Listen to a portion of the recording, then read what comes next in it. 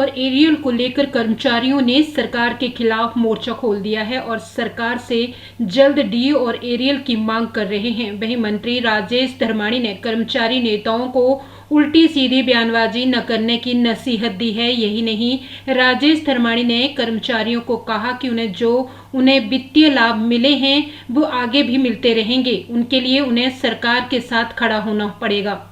वहीं मानसून सत्र को लेकर उन्होंने कहा कि दूसरे राज्यों में ये सत्र नाम का ही होता है, लेकिन हिमाचल में सत्र में 35 बैठकें होती हैं। साथ ही उन्होंने भाजपा द्वारा लगाए गए आरोपों का भी जमकर पलटवार किया। राजेश धर्माणी ने कहा कि पूर्व सरकार ने प्रदेश को कर्ज में डुबो दिया है और कर्ज को उतारने के लिए कर्ज लेना पड़ रहा है। हिमाचल प्रदेश को आर्थिक संकट से उबारने के लिए कर्मचारियों और विपक्ष को भी अपनी जिम्मेदारी निभानी पड़ेगी। उन्होंने कहा कि वर्तमान में जो कर्मचारियों को लाभ मिल रहे हैं, अगर वो चाहते हैं कि वो मिलते रहें, उन्हें सरकार के साथ खड़ा होना पड़ेगा। अगर वे चाहते हैं कि उन पर भी कटौती लगे तो आने वाले दिनों में उनका सामना भी करना पड़ सकता है, क्योंकि हर चीज पैसे से जुड़ी है। सरकार के पास कोई नोट छापने वाली मशीन तो नहीं है। कर्मचारी नेता अपनी नेतागिरी चमकाने के लिए उल्टी सीधी बयानबाजी न करें, ताकि जिस जिम्मेदारी से सरकार संसाधन बढ़ाने में लगी है वे भी निभाएं। वहीं उन्होंने कहा कि मुख्यमंत्री ने कर्मचारियों के साथ पहले भी अनुरोध किया है कि डीए तभी मिल पाएगा जब सरकार की वित्तीय स्थिति अच्छी रहेगी। उन्होंने कहा कि प्रदेश की पिछली सरकारों के पास एक विकल्प था कि वे ज्यादा से ज्यादा लोन ले सकते थे। वर्तमान सरकार के पास वो विकल्प नहीं है। सरकार की लोन की लिमिट 6,000 करोड़ है, इससे ज्यादा लोन नहीं लिया जा सकता। इसीलिए सरकार ने अपने संसाधन जुटाने के प्रयास कर रही है और पूर्व की सरकारों ने संसाधन जुटाने का प्रयास कभी नहीं किया, बल्कि उल्टे उन्हें लुटाने का प्रयास किया है। हम पूरी तरह से तैयार हैं। जो भी माननीय विधायक अपने प्रश्न पूछेंगे, सरकार उनका तत्परता से जवाब देगी। और डेमोक्रेसी का ये बहुत महत्वपूर्ण जो है एक एक्टिविटी है, जिसके माध्यम से जहां लोगों की विभिन्न क्षेत्र के जो रिप्रेजेंटेटिव्स हैं वो अपनी बात वहां पे रखते हैं, वहीं पे सरकार की जो कारगुजारी है उसमें भी सुधार के लिए कई सुझाव जो इसमें मिलते हैं। नए कानून पास होते हैं, सरकार को भी अपनी पक्ष रखने के जो है इसमें मौका मिलता है और विपक्ष को भी। और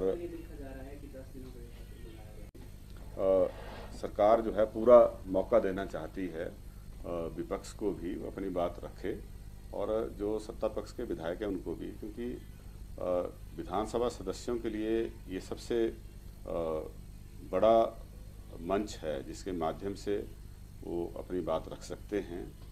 और सरकार को भी मैंने कहा कि उनकी बातें जो सरकारी कार्यशैली में बेहतरी के लिए या नई कदम उठाने के लिए जो भी सुझाव मिलते हैं, क्योंकि चर्चा से ही नई चीज़ों का जन्म होता है।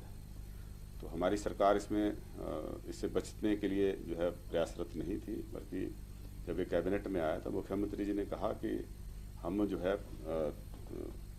खुलकर जो है विपक्ष को मौका देना चाहते हैं, क्योंकि हमारी सरकार जो है पूरी ट्रांसपेरेंसी में विश्वास करती है। जो भी फैसले लिए हैं वो सब पब्लिक के हित में लिए हैं और वो पब्लिक फोरम पे हैं। तो ऐसे में कोई सेशन की अवधि कम करने का कोई औचित्य नहीं है। हालांकि कई प्रदेशों में, हमारे पड़ोसी राज्यों में भी जो है वो नाम के सत्र होते हैं, लेकिन हमारे यहाँ पे शुरू से ही ये प्रेसिडेंट्स रहे हैं कि हम 35 सीटिंग जो हैं वो मिनिमम करते हैं और हमारी सरकार की भी उसके लिए वचनबद्धता है। देखिए, हमारे पास सीमित विकल्प हैं। कर्मचारियों को ये सोचना पड़ेगा कि हम वर्तमान जो उनको बेनिफिट्स मिल रहे हैं, अगर वो चाहते हैं कि उनको मिलते रहें तो उनको सरकार के साथ खड़ा होना पड़ेगा। अगर वो चाहते हैं कि उन पे भी कटौती लगे तो फिर आने वाले समय में उसका भी सामना करना पड़ सकता है, क्योंकि हर चीज़ जो है पैसे से जुड़ी हुई है। और पैसा जो नोट छापने की आज़ादी जो है किसी स्टेट गवर्नमेंट को नहीं है ना। जितना पैसा हमारे अकाउंट में आएगा उतना ही पैसा हम खर्च कर सकते हैं। तो संसाधन बढ़ाने की तरफ हमने ध्यान दिया है और उसकी तरफ हम आगे बढ़े हैं। तो कर्मचारी नेता जो है अपनी नेतागिरी चमकाने के लिए उल्टे सीधे बयान ना दें, बल्कि वो जिस जिम्मेवारी के साथ सरकार आगे बढ़ रही है उस जिम्मेवारी को वो भी निभाएं, और उनका भी ये प्रदेश है, उनकी भी जिम्मेवारी प्रदेशवासियों के पास के लिए बनती है। हमारी जो सरकार है उसको ये भी देखना है कि जिस परिवार से कोई सरकारी कर्मचारी नहीं है उसको तो कोई डीए नहीं मिलता, उसके लिए तो और वित्तीय संसाधन नहीं है उसके पास। हमें तो उसके बारे में भी अपनी वचनबद्धता निभानी है, और हमारी सरकार ने जो है सरकार बनते ही उन वर्गों के लिए भी काम किया है जिन्होंने अपनी मांग किसी धरना प्रदर्शन के माध्यम से नहीं रखी है, चाहे वो हमारे अनाथ बच्चे थे, चाहे वो विधवा बहनें थी, चाहे वो जो हमारे वृद्ध लोग हैं उनकी बात है। हमने उनके लिए भी काम किया, और सरकार का जिम्मेवारी है कि हम उनके लिए भी काम करें। तो सरकार सिर्फ एक वर्ग के लिए काम नहीं करती, सरकार पूरे समाज के लिए, हर व्यक्ति के लिए काम करती है, और हम उसी दिशा में जो है आगे बढ़ रहे हैं। जहाँ तक कर्मचारियों के सड़क पे उतरने की बात है, वो इनके टाइम पे इससे बुरी हालत थी, है ना, और ऐसी कोई सरकार की अवधि नहीं रही है जब कर्मचारियों ने इस तरह की कोई हड़ताल ना की हो। और प्रजातंत्र की व्यवस्था है, इसमें उनको भी अपनी बात कहने का हक है, लेकिन प्रजातंत्र में हमें जिम्मेवारी से भी पेश आना चाहिए, जहां कर्मचारियों को भी ये देखना होगा कि हमारी वर्तमान जो वित्तीय स्थिति है वो क्या है, और वहीं विपक्ष को भी अपनी जिम्मेवारी निभानी पड़ेगी, क्योंकि जितना कर्जा लिया है कोई वर्तमान सरकार ने तो लिया नहीं है, ये तो हमें विरासत में मिला है। हम विरासत के कर्जे को ढो रहे हैं, लेकिन अपनी जिम्मेवारी निभा रहे हैं। जहाँ पे हम पुराने कर्जे की जो लोन रीपेमेंट है उसको भी दे रहे हैं, अपने विकास के कार्यों को भी सुनिश्चित कर रहे हैं, और साथ में जो भविष्य के लिए हमें मैन पावर चाहिए उसकी भर्तियां भी हो रही हैं। तो सरकार की कोई एक्टिविटी ना रुके, इसकी तरफ भी जो है कदम उठा रहे हैं। लेकिन कर्मचारियों से पहले भी मुख्यमंत्री जी ने अनुरोध किया है कि डीए तब मिल पाएगा जब सरकार की वित्तीय स्थिति वैसी रहेगी। इससे पहले जो सरकारें रही उनके पास एक विकल्प था कि वो ज़्यादा से ज़्यादा लोन ले सकते थे। अगर कम लोन लेने से बात नहीं बनती थी तो ज़्यादा लोन ले लेते थे, लेकिन वर्तमान सरकार के पास वो विकल्प इस साल में नहीं है।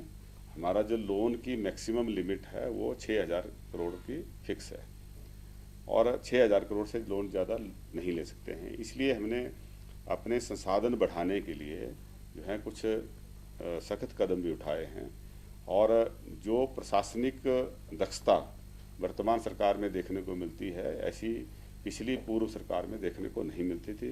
बल्कि हम ये कह सकते हैं कि उन्होंने सरकार की जो ये वित्तीय एक मैं कहूँगा कि पूरी तरह से जो डिरेलमेंट हो गई है, जो पूरी तरह से जो वित्तीय स्थिति जो है कंट्रोल से बाहर हो गई है, ये इसके लिए पूर्व की सरकार जो है ज़्यादा जिम्मेवार है, क्योंकि उन्होंने जो है संसाधन जुटाने की तरफ कोई ध्यान नहीं दिया, बल्कि जो संसाधन पहले से उपलब्ध थे उनको लुटाने का काम किया। तो हमने जो है एक रिस्पॉन्सिबल तरीके से सरकार चलाने का प्रयास किया है। जहां हम जरूरी खर्चे कर रहे हैं वहीं पे संसाधन बढ़ाने पे भी हमने फोकस किया है।